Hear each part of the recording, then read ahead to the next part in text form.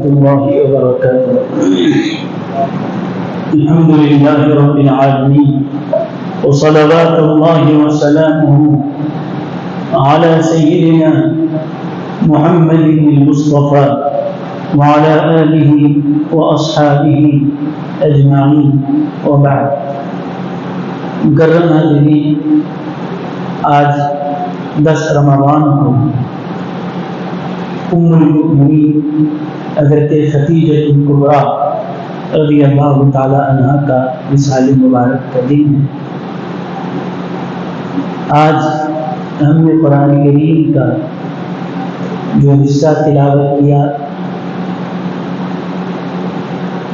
اس میں اللہ تعالیٰ ارشاد فرماتا ہے، 13ویں پارے کی آیت ہے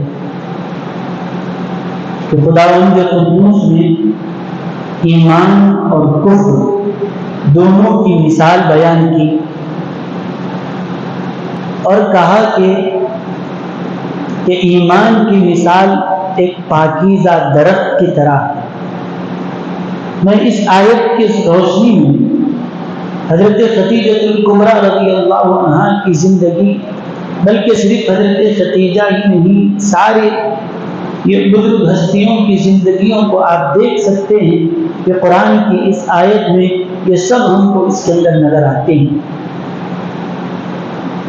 ایمان اور کفر دونوں کی مثال اللہ نے بیان کی. فرمایا الم تر کیف ضرب اللہ مثلا کلمۃ طیبہ، کہ دیکھو تو صحیح اللہ تعالیٰ کیسے مثال بیان کر رہا ہے. قرآن کریم میں الگ الگ مقامات پر اللہ تعالیٰ نے ایگزامپلس دیے، مثال دیے، تاکہ بات اچھی طریقے سے سمجھ میں آ جائے، ہر ایک کو سمجھ میں آئے.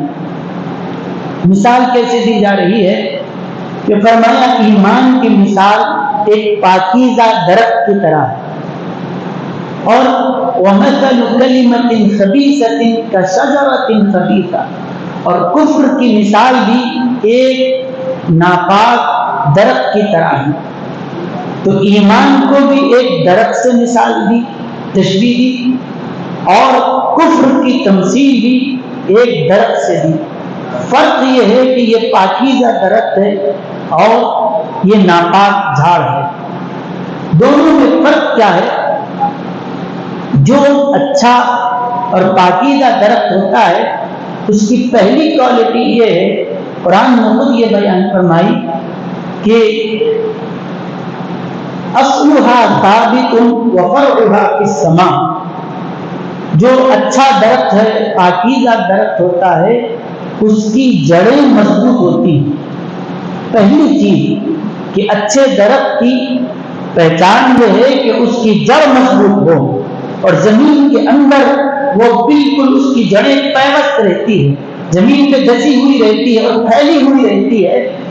اور خراب جو درخت ہوتا ہے اس کی جڑیں زمین میں مضبوط نہیں ٹکی ہوئی ہوتی، جس کا نتیجہ یہ ہوتا ہے کہ جب کوئی طوفان چلتا ہے تو خراب درخت ایک تیز ہوا اس کو اکھاڑ کر چلی جاتی ہے، کیونکہ جڑیں اندر سے مضبوط نہیں. لیکن جو پاکیزہ درخت ہوتا ہے وہ ہوا آئے یا طوفان آئے اس کو وہ اکھاڑ نہیں سکتی. درخت یہ بھی ہے، درخت یہ بھی ہے. طوفان نے اس کو اکھاڑ دیا لیکن اس کو اکھاڑا نہیں. اس کی وجہ کیا ہے؟ اللہ بیان فرماتا ہے کہ یہ اکھڑتا اس لیے نہیں ہے، یہ گرتا اس لیے نہیں ہے کہ اس کی جڑیں مضبوط ہوتی ہیں. تو ایمان کی پہلی نشانی یہ بتائی گئی کہ تمہارا ایمان اس درخت کی طرح ہونا چاہیے جو پاکیزہ ہو، اور پاکیزہ درخت جتنا اوپر آپ کو بڑا نظر آتا ہے، نیچے اتنی ہی جڑیں اس کی مضبوط رہتی ہے. تو ایمان صرف زبان سے یہ کہو کہ لا الہ الا اللہ محمد رسول اللہ، یہ تو اقرار تو کر لیا، لیکن ایمان کی حقیقت یہ ہے کہ یہ ایمان کی جڑیں ہمارے دلوں میں ایسے مضبوط کر جائے کہ بڑے سے بڑا طوفان بھی آئے تو ایمان کے درد کو اکھاڑ نہ سکے. تو اسی لیے ایمان نام ہے یقین کا، ایمان نام ہے مضبوطی کا اور اعتقاد کامل کا. تو جیسے وہ درخت اپنی جڑوں کو جس قدر زمین میں مضبوط کر کے رکھتا ہے اس کو اوپر سے کوئی ہوا نقصان نہیں پہنچاتی. ہاں جو درخت اس کی جڑیں اگر مضبوط نہ ہوں، اس کی جڑیں اگر مضبوط نہ ہوں تو پھر کیا ہوتا ہے، ذرا سی ہوا چلتی ہے تو وہ اکھڑ جاتا ہے. اسی لیے جن کا عقیدہ مضبوط ہوتا ہے، جن کا ایمان میں پختگی ہوتی ہے، ہزاروں طوفان آئیں ان کو بھٹکانے کے لیے، ان کو بہکانے کے لیے، ان کو ہٹانے کے لیے ہزاروں طوفان گزر جائیں گے، لیکن وہ درخت اپنی جگہ ویسے کا ویسے کھڑا رہے گا، اس کو کوئی اکھاڑ نہیں سکتا.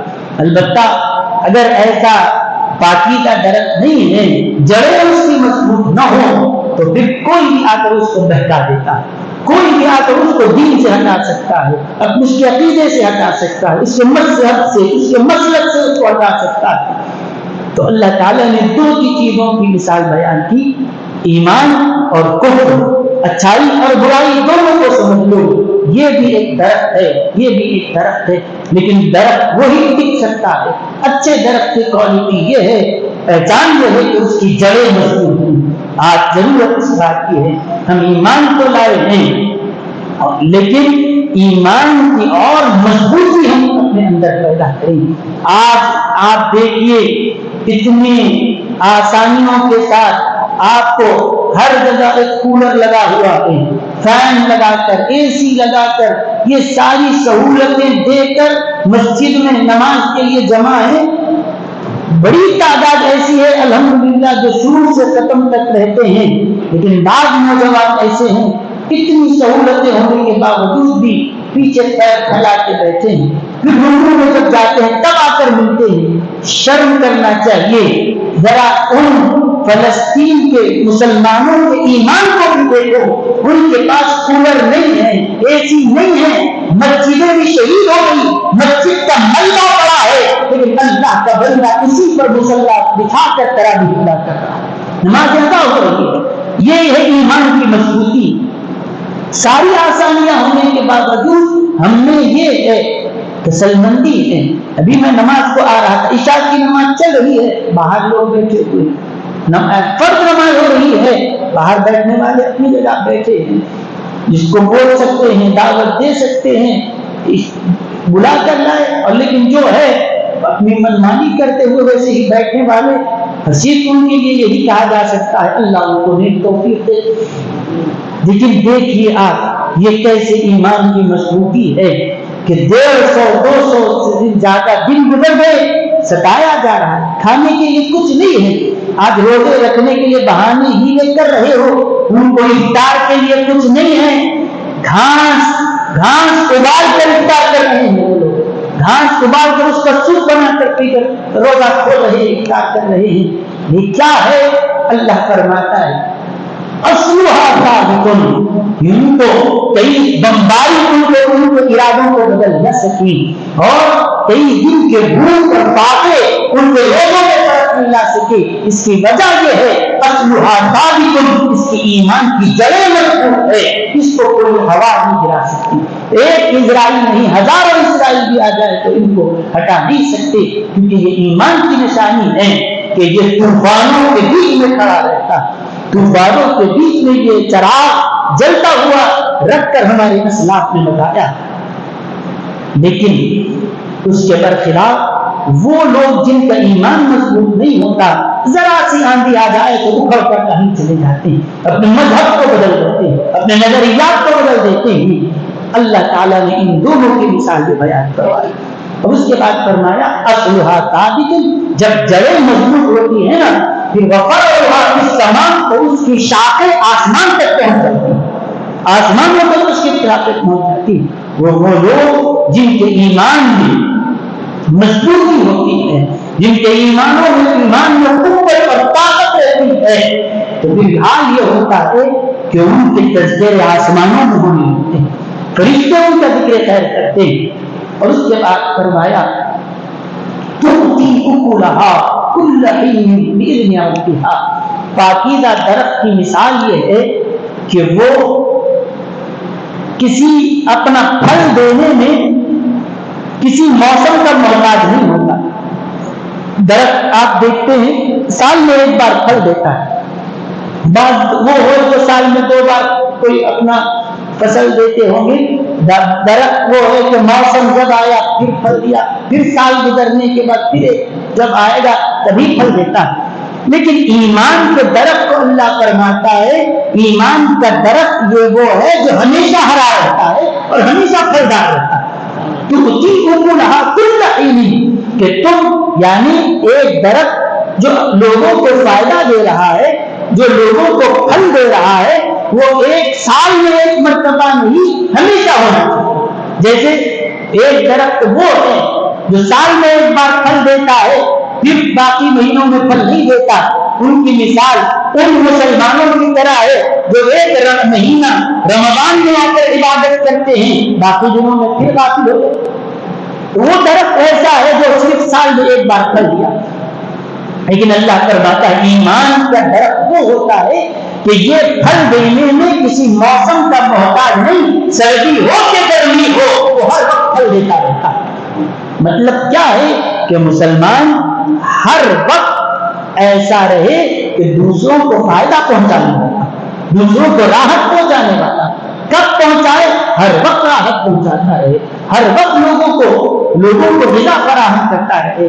اور تیسری چیز یہ جو پاکیزہ درخت اور جو ناپاک درخت ہے اس کو تو پھل لگتا ہی نہیں، وہ کافر ہے، اس سے کسی فائدے کی کسی خیر کی توقع کی نہیں جا سکتی۔ تیسری چیز یہ بیان کی گئی کہ پاکیزہ جو درخت ہے اس کا ایک فائدہ یہ بھی ہوتا ہے کہ وہ تو پھل تو دیتا ہی ہے، لیکن دوسرا یہ ہے کہ وہ اس کے شاخیں چونکہ پھیلی ہوئی ہوتی ہے وہ ہر ایک کو سایہ ضرور دیتا ہے۔ دھوپ کے موسم وقت میں لوگوں کو سایہ دیتا ہے، پرندے اس کے نیچے ہیں، جانور آ کر اس کے نیچے رہتے ہیں۔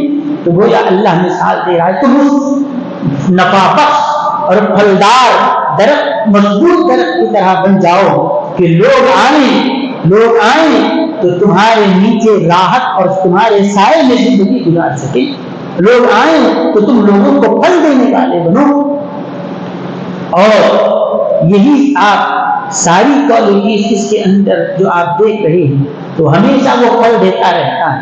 تو مسلمان کی پہچان یہ ہے کہ وہ ہمیشہ نیکیاں کرتا رہتا ہے، کسی ایک موسم کے حد تک وہ عبادت نہیں کرتا، وہ ہمیشہ اللہ کی عبادت کرتا رہتا ہے۔ اب جب یہ ہوتا ہے تو پھر یہ جب دنیا سے جاتے ہیں نیک لوگ تو مرنے کے بعد کیا اس کے درخت کا پھل کیا رک جاتا ہے؟ نہیں، ان کے دنیا سے جانے کے بعد بھی ان کا درخت برابر پھل دیتا رہتا ہے۔ آپ جا کر دیکھیے اولیاء کرام کے آستانوں میں کہ جیسے وہ زندگی میں وہ عبادت میں مصروف رہتے تھے، ان کے دنیا سے جانے کے بعد لوگ ان کے لیے ایصال ثواب کر رہے ہیں، کہ ان کے لیے قرآن پڑھ رہا ہے۔ آج حضرت خدیجہ الکبریٰ رضی اللہ عنہا کے لیے ہم ایصال ثواب کر رہے ہیں، ان کا ذکر خیر کر رہے ہیں، ان کا فیض پانے کے لیے ان کے تذکرہ جلیل کر رہے ہیں۔ تو مطلب یہ ہے کہ یہ وہ درخت ہے جس کا پھل کل بھی باقی تھا، آج بھی باقی ہے۔ تو اللہ تعالیٰ یہ فرماتا ہے کہ ایمان کی کوالٹی یہ ہونی چاہیے کہ وہ کیسا ہو، یہ ایک مضبوط درخت کی طرح ہو کہ کوئی طاقت اس کے عقیدے کو، اس کے نظریے کو بدلنے نہ پائے۔ اب دیکھیے حضرت ام المؤمنین سیدہ خدیجہ رضی اللہ عنہ کیسے پھلدار درخت تھی۔ 25 سال تک آپ حضور صلی اللہ علیہ وسلم کے ساتھ رہی، اور کیسے رہی؟ بالکل ہر وقت ہر مصیبت میں جیسے کوئی آدمی پریشان اور دھوپ کے وقت درخت کے سائے میں آ کر راحت پاتا ہے، حضور علیہ الصلوۃ والسلام کے لیے ہمیشہ حضرت خدیجہ اس سائے دار درخت کی طرح رہی، ہمیشہ آپ کو راحت پہنچانے کی فکر رکھتے، ہمیشہ راحت پہنچانے۔ جیسے پھلدار درخت کے لیے اللہ نے فرمایا وَمَثَلُ، کہ فرمایا کلمۃ طیبۃ، کلمہ طیبہ کی ایمان کی مثال کیا ہے؟ کشجرۃ طیبہ، وہ پاکیزہ درخت کی طرح ہے اور وہ پھل ہمیشہ دیتا رہتا ہے۔ تو حضرت خدیجہ کیسے پھل دیتی رہی؟ ایسے پھل دیتی رہی کہ حضور صلی اللہ علیہ وسلم کے لیے، دین کے لیے جب بھی ضرورت آئی حضرت خدیجہ نے اپنا سارا مال دے دیا، سارا مال، ساری ضرورت حضور پر نثار پر کر دی. اللہ تعریف کرتے ہوئے فرما رہا ہے یہ وہ ہے کہ ہمیشہ پھل دیتا ہے. جب بھی مصیبت آ رہی اپنی دولت اسلام پر, پیغمبر اسلام پر انہوں نے قربان کر دیا. اور پھر ایک پھل تو یہ ہے کہ جو علم کا, عمل کا, تقوی کا پھل ہے, اور دوسرا پھل کیا ہے, اللہ تعالیٰ نے ان کے ذریعے حضرت سیدہ فاطمہ الزہرا رضی اللہ عنہا اور حضور علیہ السلام کی دیگر شہزادیاں اور آپ کے جتنے شہزادے ہیں وہ پھل اللہ تعالیٰ نے عطا فرمائے.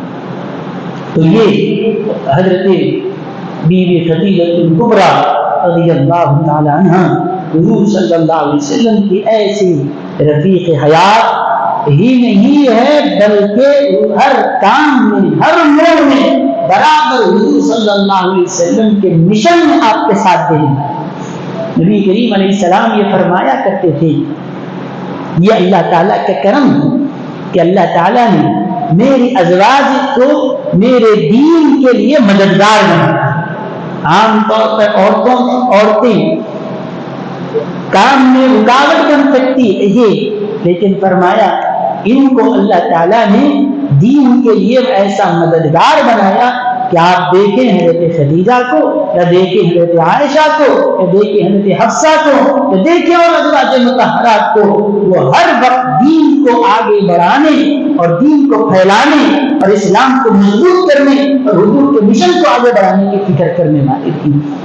نبی کریم علیہ الصلوۃ والسلام کثرت سے آپ کا ذکر کرتے تھے, آپ کو یاد فرمایا کرتے تھے, بلکہ آپ سے جو محبت تھی اس کا اندازہ اس بات سے آپ کر سکتے ہیں کہ جب بھی گھر میں کوئی خاص سالن پکتا یا کوئی گوشت پکایا جاتا, کوئی بکری پکائی جاتی, آپ اس میں سے گوشت نکالتے اور لوگوں کو دے کر فرماتے جاؤ خدیجہ رضی اللہ عنہا کی جو سہیلیاں تھیں ان کو لے جا کر دے کر آؤ.